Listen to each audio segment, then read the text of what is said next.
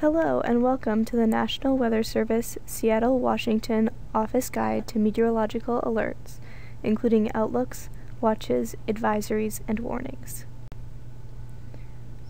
Let's start with a general overview of the types of alerts to look out for. This should help identify any kind of alert and is the most important part of this presentation to remember. There are four main types. An outlook is used to indicate that hazardous weather may develop. The forecast period is generally beyond 48 hours. A watch is used when the risk of hazardous weather has increased significantly, but its occurrence, location, or timing is still uncertain. An advisory is generally about a special weather event that is less serious than a warning. They are for events that may cause significant inconvenience, but if caution is not exercised, could lead to situations that may threaten life or property. A warning is issued when hazardous weather is occurring, is imminent, or has a very high probability of occurring. It's used for conditions posing a threat to life or property. Before we move on to the nitty-gritty details, it's time to put away your notes and take out a pencil. To really drill home the importance of knowing the difference between the four categories of alerts, we're going to have a quick quiz, so let's get to it. Here's the question. What should you do when a warning is issued in your area? Take a second to think about it. Alright, which of our answers is your answer closest to? A. Take note of the warning and keep it in your mind for the next few days. It's just a warning. If it was a real threat, there would be a more important alert. B. Keep checking with the Weather Service and take action if there is a confirmation of the event. C. Take immediate and appropriate precautionary action, because this warning means that an important event can happen at any time.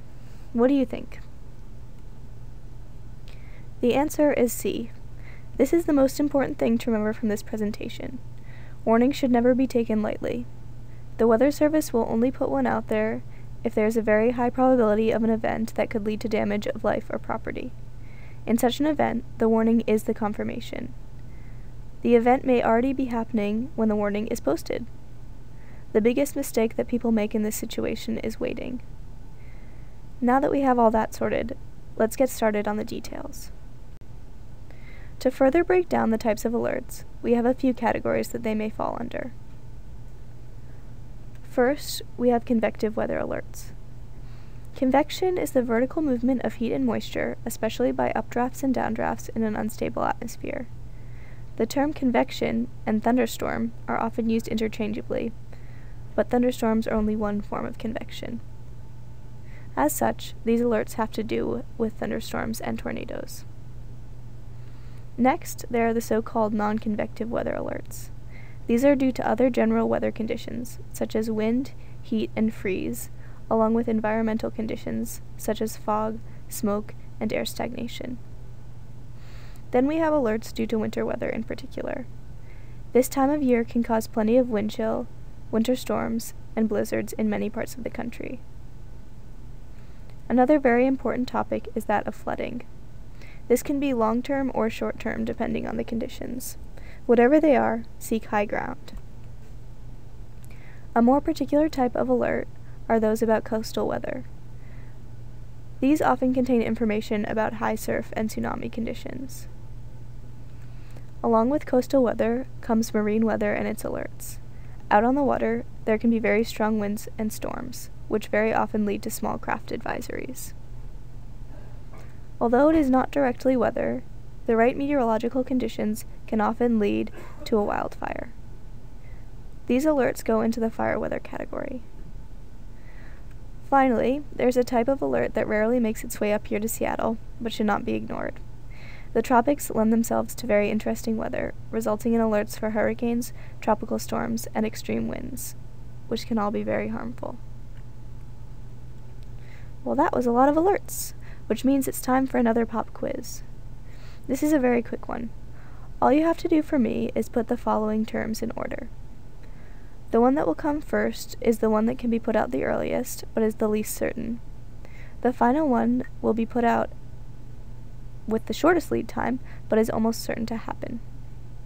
In alphabetical order, here we go. Outlook, warning, watch. So which one goes into which slot? Let's reveal the first one, an outlook. That makes sense, doesn't it? An outlook is used to indicate that hazardous weather may develop. It is intended to provide information to those who need considerable lead time to prepare for the event. The forecast period is generally beyond 48 hours. Alright, let's look at the next one. Watch. A watch is used when the risk of hazardous weather has increased significantly, but its occurrence, location, or timing is still uncertain. It is intended to provide enough lead time so that those who need to set their plans in motion can do so. Which means, of course, that the final slot, which is the most serious alert, is the warning. A warning is issued when a hazardous weather event is occurring, is imminent, or has a very high probability of occurring. It is used for conditions posing a threat to life or property. Thank you for staying with me through that whole presentation. I know there were a lot of alerts to learn about. For a frequently updated map of alerts across the country and in your area, please visit www.weather.gov/Seattle or stay tuned on your NOAA weather radio. Remember that an outlook is used to indicate that a hazardous weather event may develop and is intended to provide information to those who need considerable lead time to prepare for the event. A watch is used when the risk of hazardous weather has increased significantly, but its occurrence, location, or timing is still uncertain and is intended to provide enough lead time so that those who need to set their plans in motion can do so. And a warning is issued when a hazardous weather event is occurring, is imminent, or has a very high probability of occurring and poses a threat to life or property. An advisory highlights special weather conditions that are less serious than a warning. They are for events that may cause significant inconvenience, and if caution is not exercised, could lead to situations that may threaten life or property.